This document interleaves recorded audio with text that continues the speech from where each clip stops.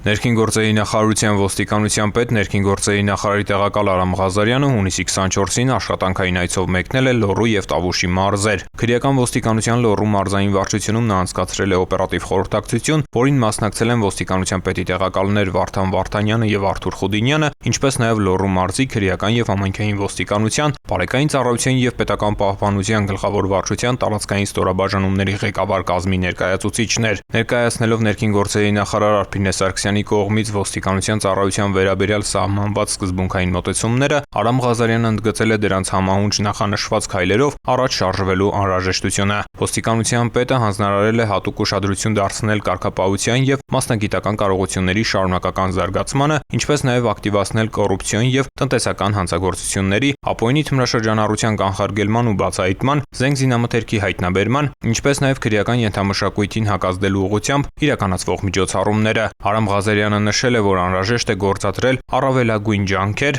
հասարակական կարգի պահպանման եւ ճանապարհային երթևեկության անվտանգության ապահովման գործում, կանխելով ճանապարհատրանսպորտային պատահարները։ Խորհրդակցությունից հետո Արամ Ղազարյանը Լոռու մարզի իրավապահ այլ կառույցների ղեկավարների հետ ծաղիկներ է խոնարհել հայրենիքի սահմանները պաշտպանելիս եւ ծառայողական պարտականությունները կատարելիս զոհված ոստիկանների հուշակոթողին։